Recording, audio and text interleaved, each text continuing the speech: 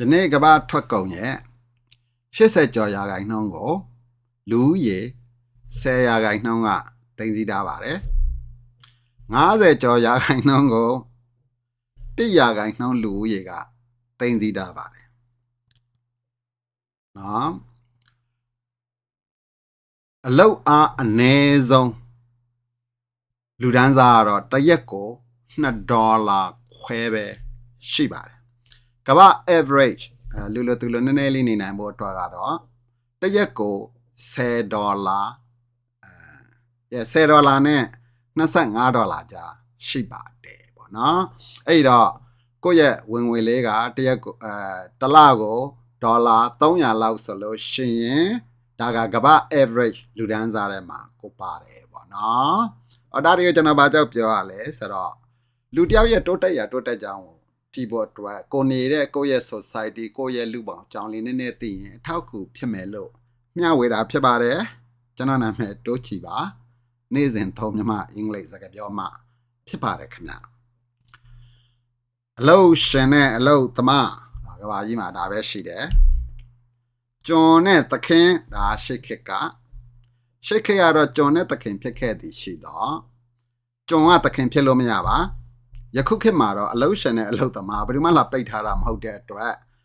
အလုပ်သမားရတယ်အလုပ်ရှင်ဖြစ်လို့ရတယ်ဆိုတဲ့အတွေးလေးကိုမမေ့ပါနဲ့ပေါ့နော်ဆိုတော့ကမ္ဘာကြီးနိုင်ငံတွေကိုကျွန်တော်တို့ကြည့်တဲ့အခါမှာစီးပွားရေးအဖြစ်၃မျိုးပဲပတ်တာကိုတွေ့ရမှာဖြစ်ပါတယ်ပထမတစ်မျိုးကအရင်ရှင်ဆိုတာတတိပုဂ္ဂလကပိုင်ပြီးကိုရင်းနှီးမြှုပ်နှံတဲ့စီကရတဲ့ဥစ္စာကိုကိုကတာခဲ့တယ်ဆိုရင်လည်းစံမယ်ရှုံးခဲ့တယ်ဆိုရင်လည်းခံရတာပေါ့နော်ဒါကကိုယ့်ရဲ့ရင်းနှီးမြှုပ်နှံမှုကိုထုတ်ပြီးတတိပုဂ္ဂလလူတွေကဦးစီးဦးဆောင်လုပ်တဲ့ဥစ္စာကိုအရင်ရှင်စနစ်လို့ခေါ်ပါတယ်ခင်ဗျာနံပါတ်2ကတော့ socialist စနစ်အစိုးရကို၌ကခုနကတတိပုဂ္ဂလလုပ်တဲ့လူတွေပဲစီးပွားရေးတွေကိုကြီးမတ်လုပ်ပြီးတော့ရလာတဲ့ဥစ္စာတွေကိုပြည်သူတွေပဲပြန်မျှတဲ့စနစ်ပါဒါကတော့ socialist နဲ့လို့ခေါ်ပါတယ်နံပါတ်3ကတော့ communist ကတော့ community ရလာတာဗောနော် communist လို့တွေ့ရင် community ဆိုတာလူ့ကိုတိုင်းဝိုင်းပေါ့သူကတော့အလုပ်ရှင်အလုပ်သမားရဲ့မရှိပဲနဲ့လူ9ယောက်ရှိရတော့ငါတို့9ယောက်လုံးအလုပ်တူလုပ်မယ်ဘယ်သူမှဘာပို့လုပ်တယ်လားမပြောနဲ့ရတဲ့အမြတ်ကိုညီညာခွဲဝေတယ်ဆိုတော့အခုခေတ်ကာလနဲ့ကြည့်တယ်ဆို non profit လို့ပရာဟိတအဖွဲ့အစည်းတွေလို့ပေါ့နော်မျှတတလူတွေအားလုံးရှိဖို့ဒါကို communist စီးပွားရေးရန်တယ်လို့ခေါ်ပါတယ်နိုင်ငံအနေနဲ့ကတော့ communist စီးပွားရေးဆိုတာဘယ်နိုင်ငံမှာမှမရှိပါခမရှိတဲ့နိုင်ငံတော့ socialist နဲ့အရင်းရှင်စနစ်ကိုပဲဦးစားပေးတဲ့နိုင်ငံတွေပဲရှိပါတယ်ပေါ့သို့ပေမဲ့လည်းလူပေါင်းထဲမှာခုနကအကျိုးများရှိရဲ့အတွက် non profit တို့ NGO တို့ဒါတွေအားလုံးက communist ထဲမှာပါတာပေါ့နော်ဒါစီးပွားရေးအနေနဲ့ကတော့စီးပွားရေးအနေနဲ့ကတော့ဒီ cooperative လို့ခေါ်တဲ့အထူးသဖြင့် democracy နိုင်ငံတွေမှာပေါ့နော်democracy နိုင်ငံတွေမှာတွေ့ရတာတော့အဲ့ဒါမျိုး cooperative အဖွဲ့သေးလေးတွေပေါ့နော်သူတို့ community လေးလို့သူတို့နေပြီးတော့ဒီအိမ်တစ်လုံးလုံးငါတို့အားလုံးစုပြီးဝယ်လိုက်ကြမယ်ပြီး mortgage လေးတွေတူပေးပြီးဝိုင်းကိုယ့်အနေကိုပိုင်သွားကြတာပေါ့နော်အကျိုးများရရေးအတွက်မဟုတ်ဘူးပေါ့မျှတမှုရှိရေးအတွက်ဆိုတဲ့ပုံစံပေါ့ဟုတ်ပါပြီအဲ့ဒီခါကျတော့နိုင်ငံရေးမပါပါစီးပွားရေးရန်တရားကိုပြောနေတာဖြစ်ပါတယ်အရင်ရှင် socialist communist ဒီစီးပွားရေးတွေကဘယ်လိုသွားမလဲတော့ individual တယောက်ထဲနဲ့ကျွန်တော်ကြည့်တယ်ဆိုပါစို့ပါနော်ဥပမာကျွန်တော်မောင်တိုးချီအလုပ်လုပ်တယ်စူးစမ်းတယ်ပတ်စံနေရလာတဲ့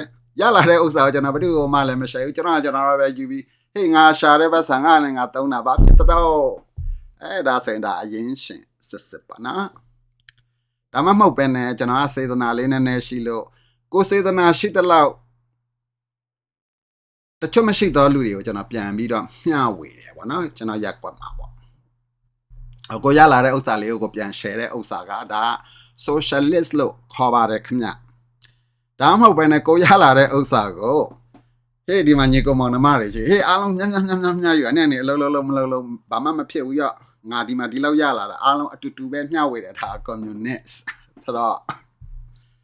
ဒါမျိုးလေး solution မှတ်မိတာ လွယ်မယ်လို့ကျွန်တော်ယူဆမိပါဒါစီးပွားရေးစနစ်ရန်တရားလေးကိုလိုရင်းတိုရှင်းလင်းနဲ့ရှင်းပြတာဖြစ်ပါတယ်အဲ့တော့ American ပြည်ထောင်စုနိုင်ငံအနေနဲ့ကြည့်တဲ့အခါကျတော့လူအများစုကငါတို့က socialist ဆိုတာမကြိုက်ဘူး socialist ဆိုကြောက်မကြောက်အဲ့ဒီမိုကရေစီနိုင်ငံနော်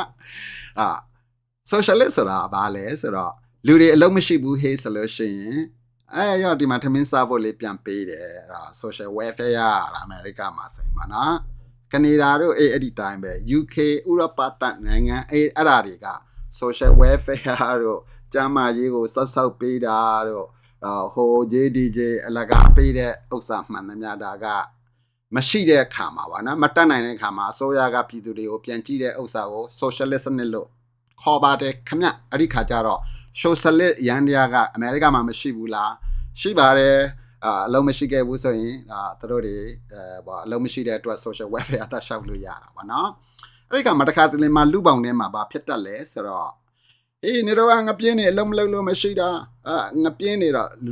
စင်ရသားချင်းချင်းကိုပေးတိုက်ထားတယ်တကယ်တမ်းကျတော့အမေရိကအစိုးရအနေနဲ့ပြီးခဲ့တဲ့ဂျိုးဘိုင်ဒန်လက်ထက်ကကြည့်ခဲ့တယ်ဆိုလို့ရှိရင်တော့မှ socialist နဲ့ကိုသူတို့ကျင့်သုံးတာဘယ်လိုမျိုးလဲဆိုတော့ကုမ္ပဏီအကြီးကြီးကြာရင်သူတို့ကပတ်စံနေလာကပေးပြတာဘီလီယံနဲ့ချီပြီးတော့ Intel ရောဒီမှာပတ်စံဘီလီယံနဲ့ချီပြီးယူသွား TSMC တိုင်ဝမ်နီ chip company တဲ့တော့တရုတ်နဲ့အမေရိကကကုန်တွယ်ရေးစစ်ဖြစ်တဲ့ခါကျတော့ AI chips ကိုအမေရိကကနိုင်ဖို့အတွက် American ဆိုရအနေနဲ့ဘီလီယံပေါင်းမြောက်များစွာကိုကုမ္ပဏီတွေကိုအခုလိုမျိုး socialist နဲ့ပတ်စံနေအလကားပေးတယ်မြေကြီးတွေအလကားပေးတယ်ဒါမျိုးတွေပေးပါတယ်အဲ့ဒီပေးမှုကခုနသူပြည်သူကိုပြန်ပေးတာထက်ကိုပိုတော့များနိုင်သေးတယ်နေလန်းကလားအမေရိကက socialist ကိုကြောက်တယ်ဆိုတာပြည်သူတွေကိုဒါလှည့်တာပြီးတော့သူတို့ထက်ချင်းဝေစားမျှစားလို့မျိုးလေးရှိနိုင်ပါတယ်နော်အထူးသဖြင့်အခုလိုမျိုးအာဂရီလိုက်စားမှုအကြီးဆုံးသမရထွန်ကြီးတက်တဲ့ခါမှာပို့ဆိုတာပါနော်သူကတော့အမေရိကန်သမရထဲမှာအာဂရီလိုက်စားဆုံးနဲ့အစိုးဝါဆုံးအယူပုံမြောက်ချီရောက်ခောက်စားတဲ့သမရဖြစ်ပါတယ်ခမလုံးဝမကြိုက်ပါဒါပေမဲ့အဲ့ဒီဘက်ကိုပေးချိတ်လိုက်စီးပွားရေးစနစ်တော့အဓိကတော့ကျွန်တော်တို့သူတစ်ပါးချမ်းသာတယ်ဆိုတာကိုကမနာလိုစရာအကြောင်းမရှိပါသူ့လိုပဲကိုစူးစမ်းနိုင်တယ်ဆိုတဲ့ညင်ကိုကိုကောင်းထဲမှာရှိဖို့လိုတယ်တပြိုင်နက်ထပ်မှာပဲနိုင်ငံတော်အနေနဲ့ run နေတဲ့ဥစ္စာကိုကျွန်တော်တို့ကြည့်တယ်ဆိုရင်အမေရိကကတော့အရင်ရှင်စနစ်ကိုပို့ပြီးကြင့်ကြံတဲ့အတွက်ပြည်သူတွေကချမ်းသာတာပါနော်တီထွင်မှုတွေကပုံများတာပါကိုလုံးလှုပ်တလောက်ရတယ်လို့ပြောတဲ့ခါကျတော့လူကနင်းငံအောင်စူးစမ်းတဲ့အခါကျတော့ခက်တက်ကောခက်ဟောင်းကတမိုင်းကိုလှန်ရင်အမေရိကန်နိုင်ငံမှာတီထွင်မှုမြောက်များစွာရှိတာပေါ့နော်ကားကအစဒီနေ့သုံးနေတဲ့ social media နဲ့ဒီပေါ့တယ်လီဖုန်း iPhone တွေအပါပေါ့နော်ခက်တက်တမိုင်းအားလုံးထဲမှာအရင်ရှင်စနစ်ကိုကျင့်သုံးတဲ့အမေရိကန်နိုင်ငံကတည်ထွင်မှုတွေတစ်ခုပြီးတစ်ခုတိုးတက်တာကိုတွေ့ရတာပေါ့နော်ဒါပေမဲ့လည်းပြည်သူကိုကြည့်တဲ့အခါကျတော့အထက်တန်းလွှာ300ခိုင်နှုန်းလူကနိုင်ငံတော်ရဲ့80ရာခိုင်နှုန်းလောက်ကိုပိုင်ထားပါတယ်ပေါ့နော်အဲ့တော့မှန်တယ်မှားတယ်မဟုတ်ပါအဲ့တော့အစိုးရအနေနဲ့ကြည့်မယ်ဟေ့ဆိုရင်လည်းအမေရိကန်နိုင်ငံကြီးကကမ္ဘာမှာချမ်းသာဆုံးဖြစ်ပေမဲ့ဒီနေ့ဒီချိန်ထိကျန်းမာရေးကို Universal Healthcare ကိုအမေရိကမှာမရှိပါသူရဲ့ဘေးကပ်ရက်မှာရှိတဲ့ကနေဒါနိုင်ငံမှာကျတော့ Socialist စနစ်ကိုအမေရိကထပ်ပိုကျင့်သုံးပါတယ်ကျန်းမာရေးဆိုရင်အလကားရပါတယ်ဘယ်သူမှဆိုနေမကောင်းဖြစ်ဆေးရုံသွားတဲ့ပြားမှပေးကြမလို့ပါ United Kingdom UK ဥရောပတိုက်နိုင်ငံပဲပေါ့နော် UK တို့မှာ hey solution လဲဒါမျိုးပဲ socialist နဲ့ကိုကျင့်သုံးတဲ့ကျမ်းမာရေးမကောင်းဆိုလက်ကားသွားလို့ရတယ်သူ့ထက်ပုံမြင့်သွားတာတော့မှပြင်သစ်တို့ဂျာမနီတို့ဘက်ကိုရောက်ရင်ပညာရေးပါအလကားပေးတာတယ်အဲ့ဒီခါကျတော့လူဦးရေလူဒန်းစားပေါ့ကိုကဘယ်မိဘမှာမွေးလို့ဆိုတာမရှိပဲနဲ့နေမွေးခဲ့တယ်ဟောစူးစမ်းတဲ့ဆိုရင်တက္ကသိုလ်ပညာနဲ့သင်လို့ရတယ်ကြားမကုန်ဘူးအဲ့ဒါမျိုးလေးညှတမှုရှိအောင်ပေါ့နော်အစိုးရကဖန်တီးပေးတာကို socialist စနစ်လို့ခေါ်ပါတယ်ခင်ဗျအဲ့ဒီခါကျတော့ Europe နိုင်ငံတွေက socialist စနစ်ကို North America ထက်ပိုပြီးတော့ကျင့်သုံးပါတယ်လို့ဒါကစီးပွားရေးရန်တွေအကြောင်းလေးကိုကျွန်တော်ပြောနေတာပါ နိုင်ငံအနေနဲ့ကြည့်တယ်ဟဲ့ဆိုရင် socialist စနစ်ကကြတော့တရုတ်နိုင်ငံကပို့ပြီးအကျင့်သုံးတာအများဆုံးပါအဲ့ဒီခါကြတော့လွန်ခဲ့တဲ့နှစ်20ကနေအခုကြည့်မယ်ဟဲ့ဆိုလို့ရှိရင်ကဘာကြီးရဲ့ဆင်းရဲနွမ်းပါမှုကိုသူကအအောင်မြင်ဆုံးတိုက်ပေးနိုင်တဲ့လူပေါ့နော်နှစ်20အတွင်းကလူတယောက်ရဲ့အခြေခံလူဦးရေတယောက်ပေါ့လွန်ခဲ့တဲ့နှစ်20ကသူကတနင်္ဂနွေတစ်ကြက်ပဲရတယ်ဆိုရင်အခု6ကြက်ကျော်သဘောပြောတာပါ600ကျော်ရာခိုင်နှုန်းတိုးသွားတာပေါ့နော်အမေရိကတို့ကနေဒါလို့ကြည့်ရင်အဲ့ဒါမျိုးမရှိပါကနေဒါကတော့အမေရိကထက်နည်းနည်းပိုတာတယ်အမေရိကအစိုးရအနေနဲ့ကြတော့ပြည်ထောင်စုအစိုးရက socialist နဲ့ကိုသူကအမပေးချင်တဲ့ခါကျတော့ပြည်ထောင်စုအစိုးရရဲ့သတ်မှတ်ထားတဲ့ minimum wage က9ခွဲပဲရှိပါသေးတယ်ခင်ဗျအဲ့ဒီခါကျတော့မှန်တယ်မှားတယ်မဟုတ်ဘူးပေါ့နော်လူပေါင်းကြီးမှာဒါမျိုးရှိနေတဲ့ခါကျတော့မိမိတိုးတက်ရတိုးတက်ဖို့အတွက်ကြည့်တဲ့အခါမှာကိုယ်ဘယ်သူမှပိတ်ထားတာမဟုတ်တဲ့အတွက်လူပေါင်းမှန်သမျှကအရင်ရှင်အလုတ်ရှင်အလုတ်သမားတခင်ကျွန်းရှေ့တော်ကကြတော့တခင်နဲ့ကျွန်းဥပမာကျွန်တော်ကဒီနေ့ဒီချိန်ခါမှာဆိုရင်ပေါ့နော်အလုတ်ရှင်ဖြစ်တယ်ဆိုပါစို့ဥပမာကျွန်တော်လဲထွန်တာပေါ့နော်ကျွန်တော်မှနွားလေးရှိမယ်နွားနဲ့ကျွန်တော်လဲထွန်မယ်ကျွန်တော်ကလဲထွန်တော့လဲကောင်းတော့အရန်အလုပ်ဖြစ်တော့ကျွန်တော်နွားလေးကိုကျွန်တော်ကောင်းကောင်းမွန်မွန်ကျွေးမယ်နေစရာပေးထားမယ်ချင်းချင်းမကိုက်အောင်ထားထားမယ်စိတ်ကောင်းတော့သူနွားလေးကကျွန်တော်ကိုလဲမထွန်နိုင်တဲ့ခါမှာနွားသက်ရုံကိုကျွန်တော်မပို့ဘူးပေါ့နော်သူဒီတိုင်းလေးအေးစစ်စစ်လေးပေးနေလိုက်တာပေါ့မဟုတ်ဘူးလားစိတ်ကောင်းမရှိတဲ့လူတွေကြတော့ဘာလုပ်နိုင်တယ်လဲခုနနွားလေးကကျွန်တော်အလုပ်သမားပေါ့မဟုတ်ဘူးလားခုနနွားလေးကကျွန်တော်ရဲ့အလုပ်သမားလို့သဘောထားလိုက်ရင်ပေါ့စိတ်ကောင်းရှိတဲ့အလုပ်ရှင်ကသူ့ကိုအလုပ်မလုပ်နိုင်တဲ့အခါမှာလည်းမတတ်ဘူးပေါ့နော်မရှိခဲ့ရင်တော့ဘာဖြစ်တယ်လို့နွားတက်ယုံကိုပို့လိုက်တာပေါ့နော်လူလောကမှာလည်းဒီတိုင်းပဲအလုပ်ရှင်နဲ့အလုပ်သမားဆိုတဲ့စီမှာအလုပ်ရှင်တွေအများစုကဖြစ်နိုင်လို့ရှိရင် तू ကနဲသမျှနဲအောင်ပဲ तू ပေးလို့ရှိရင်မြတ်တဲ့မြတ်အောင်ဒါမျိုးပဲ तू ကစဉ်းစားတာကိုအလုပ်သမားတွေကိုတော့နေဖို့ထိုင်ဖို့လေးနဲ့ရှိဖို့စားဖို့တောက်ယုံလောက်လေးနဲ့ဒီလောက်ပဲပေါ့နော်ကျွန်တော်တို့မတွန်းလာအောင်ပေါ့မပူမဆူရအောင်ဒါမျိုးလေးပဲထားတတ်ပါတယ်ဒီရဲ့ရန်တရားလေးကိုကသဘောပေါက်ထားတယ်ဆိုရင်ကိုယ်ဘယ်သူမှပိတ်တာမရှိဘူးကိုလည်းအလုပ်ရှင်ဖြစ်လို့ရတာပဲတဘာချမ်းသာတယ်ဆိုရင်ကိုကပို့ပြီးတော့ဝမ်းသာနိုင်ရမယ်ကြည်နူးနိုင်ရမယ်သူတို့လိုပဲငါစူးစမ်းလို့ရတယ်ဆိုတဲ့ဥစ္စာလေးကိုလည်းသိထားရမှာပါနော်အမြတ်မြတ်တမျှတယ်မမျှတတယ်ဆိုတာကမိမိရဲ့ကိုယ်ပေါ်မှာပဲမူတည်ပြီးတော့ဆုံးဖြတ်ရမယ်ဥစ္စာပါလူတိုင်းမှာတော့ဖြစ်နိုင်လို့ရှိရင်ကိုရှိတာကိုမျှနိုင်တာကကောင်းပါတယ်ကိုကဝန်တော့ဝန်မိုးမဖြစ်ပဲနဲ့သူတစ်ပါးကိုပေးနိုင်တယ်ဆိုရင်တော့ကောင်းတဲ့ရလတ်ပါပေါ့နော်သူတို့လိုပဲစူးစမ်းသင့်တာပေါ့အဲ့ဒီခါကျတော့ဒီဥစ္စာလေးကိုကကြည့်တယ်ဟေ့ဆိုရင်ဘယ်နိုင်ငံပဲရောက်အလုတ်ရှင်အလုတ်သမားရှိတော့ခုနလည်းအရင်ရှင်ဆိုဆလစ်ကွန်မြူနစ်ဘာကြီးပြော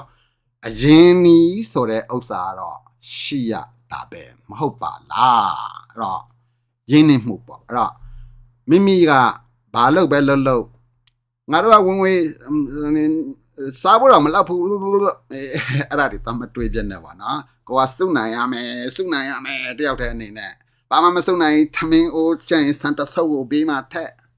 စီတစုံလေးကိုဘေးမှာထိတ်ထားပုံလေးနဲ့ပြထည့်ထားလို့ရှင်အဲ့ဒါလေးတွေကလည်းစုတာဖြစ်ပါတယ်အဲ့ဒါမဟုတ်ဘဲနဲ့ကိုကြွားထဲမှာမြေကြီးတွေအလွတ်ကြီးဆိုတရက်တိစားပြီးမပြတ်နဲ့ကိုအိမ်ပြီးလေးမှာတူးပြီးတော့ရေလေးလောင်းကြည့်ဒီများပြက်ပင်ဆိုင်လို့မရဘာပင်တွေပေါက်တတ်တယ်လဲနည်းနည်းလေးစူးစမ်းကြည့်အဲ့ဒီစိတ်လေးတွေစာပြီးပြတ်ထားပြီးရေလောင်းလို့ရှိရင်နောက်9နှစ်လောက်ဆိုတော့ဒီပြက်ပင်တွေကတက်ပြီးတော့တက်သီးတွေအများတန်းစားလို့ရတယ်အချိန်ပိုလေးနည်းနည်းပေးရတာပေါ့နော်ကိုစီကဘာမှမကုန်ဘူးပေါ့မဖြစ်နိုင်တာကိုမတွေးနဲ့မဖြစ်နိုင်တာကိုတွေးရင်မဖြစ်နိုင်တာရမယ်ဖြစ်နိုင်တာကိုတွေးရင်ဖြစ်နိုင်တာရမယ်တော့ကိုယ့်ရဲ့အတွေးကဖြစ်နိုင်မဲ့ဥစ္စာကိုအမြဲတွေးဖို့လို့ကျွန်တော်တိုက်တွန်းတာဖြစ်ပါတယ်အဲ့တော့ကိုဘလောက်ပဲပါကြီးဆာရှာရင်းနှီးရှိဖို့အတွက်စုဆောင်ရမယ်ဆိုတဲ့တာဝန်ပါအဲ့တော့ကိုမှဘာတွေးမှမရှိဘူးဟေးဆိုလို့ရှိရင်ငွေလေးနည်းနည်းပြေးလာရင်အဲ့ဒီစုထားတဲ့ပတ်စံလေးမရှုံးဖို့အတွက် ရွှေသမတ်သားလားတောက်ဝဲသားလိုက်ရွှေငမ်းမှုသားလားတောက်ဝဲသားလိုက်ရွှေတကြသားလားတောက်ဝဲသားလိုက်ရသမျှပတ်စံကိုရွှေကြီးပဲတောက်ဝဲတိုင်းကိုစုဆောင်တဲ့ဥစ္စာလေးကမရှုံးဘူးပေါ့တနေ့ချိန်ခါမှာဒါကိုကအရင်နီးဖြစ်သွားတဲ့အတွက်သူတစ်ပါးတွေလိုပဲကိုလည်းအရင်ရှင်အလုပ်ရှင် employer employee employer ဖြစ်လို့ရတာပါနော် employer ဆိုတဲ့ဇီမာအလုပ်ရှင်ဆိုတာကကို၌ကတခါတလေမှလုတ်တတ်ဖို့မလိုပါကိုတက်တော်တဲ့လူတွေအများကြီးရှိတယ်သူတို့စီမှာလဲကိုကသွားရင်းနီလို့ရပါတယ်ပေါ့နော်အဲ့ဒါမှမဟုတ်ပဲနဲ့လုတ်တက်လို့အလုပ်ရှင်ဖြစ်တယ်ဟဲ့ဆိုရင်ထမင်းဟင်းချစ်တတ်တဲ့လူတွေအားလုံးကစားသောက်ဆိုင်ပိုင်ရှင်တွေဖြစ်သွားမှာဖြစ်ပါတယ်လို့မဟုတ်ဘူးလားအဲ့ဒါလည်းမဆိုင်ဘူးပေါ့တို့ပေမဲ့ main point ကယင်းစုဆောင်ရမယ်ဆိုတော့အရင်နည်းလေးရှိရမယ်ဆိုတော့ဥစ္စာလေးကိုကျွန်တော်ဆိုလိုတာဖြစ်ပါတယ်အခွင့်အရေးမရှိတဲ့ကိုနေတဲ့စီမှာမတ်တီးပြီးပေါ့နော်အခွင့်အရေးမရှိတဲ့နေရာတွေကြတာအနည်းဆုံးလုပ်လို့ရတာမြေကြီးဝယ်လို့ရတယ်အိမ်ဆောက်လို့ရတယ်အခန်းလေးတွေဖွဲ့လို့ရတယ်ပြန်ငှားစားလို့ရတာပေါ့နော်အခွင့်အရေးကတစ်ခုနဲ့တစ်ခုမမှုတီးတာပေါ့တစ်ချက်ကြတော့လေရင်းနှီးမှုရှိတယ်ဟေ့ဆိုကိုတက်တော်တဲ့ကုမ္ပဏီတွေအများကြီးရှိတယ်ကိုကသွားပြီးထွင်နေစရာလည်းမလိုဘူးသူတို့အောင်မြင်နေတဲ့ကုမ္ပဏီတွေမှာတပ်ပစ်ထည့်ထားလိုက်သူတို့ဒါပိုင်ရှင်လားခဏကအမေရိကန်ကပတ်စံလကားပေးနေတဲ့ TSMC တို့လို chip company တွေလားနော် Intel လို chip company တပ်ပစ်ထည့်ထားလိုက်သဘောပြတာပေါ့နော်ဒါမျိုးအစိုးရအလကားပေးတာတွေရှိတယ်သူတို့ ਨੇ နီးဇတ်တယ်ဆို socialist ပြီးရင် socialist နဲ့တို့မောင်းနေပြောပြီးတို့ပဲအလကားရတို့အလကားရတဲ့ခါကျတော့ဂျင်းနဲ့ကုမ္ပဏီကြီးတွေပေါ့Bush တို့လက်ထောင်လာလဲဘဏ်ကြီးအကြီးတယ်ဆို bankrupt ဖြစ်တော့မှ bankrupt မဖြစ်နေရဒီမှာပတ်စံဘီလီယံတွေအလကားကြီးတော့အောက်ခြေကန်လူတွေကတော့ဘာမှမရပါပေါ့နော်အဲ့ဒီဘက်ကိုမသွားရဘူးဟုတ်ပြီဆိုတော့ main point ကမိမိတိုးတက်ရတိုးတက်ဖို့အတွက်မိမိကိုမိမိနံပါတ်1တီးဆောက်နိုင်ရမှာဖြစ်နိုင်ခြေရှိတဲ့ဥစ္စာကိုပဲစဉ်းစားရမယ်နော်အလုပ်ရှင်ဖြစ်ဖို့အတွက်အနေနဲ့များစဉ်းစားရမယ်အလုပ်ရှင်မဖြစ်လို့လဲအလုပ်ရှင်ဆိုတော့ကိုယ်တိုင်ဝင်လုံးနေမှာမဟုတ်ပါဘူးဟုတ်တယ်လားသူတစ်ပါးလုပ်တဲ့အလုပ်တွေဖြစ်နိုင်ခြေရှိတာလေးကိုတွေးနိုင်သူတို့စီမှာရင်းနှီးမြုပ်နှံတာပါပဲမဟုတ်ဘူးလားဒါကိုအလုပ်ရှင်လို့ခေါ်ပါတယ်အဲ့တော့ကုမ္ပဏီကြီးတွေကိုတတ်တဲ့သူတို့ရတသေးလေးပိုင်ဆိုင်မှုကိုက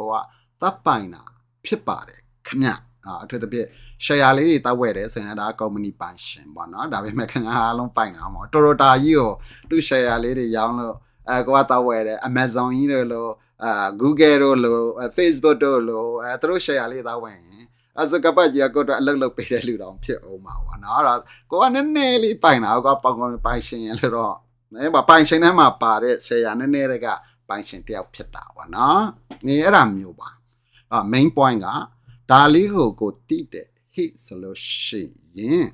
ကိုရဘွားတိုးတက်တောင်းတက်ရှာတဲ့စီမှာခုနကဘာကြီးရဲ့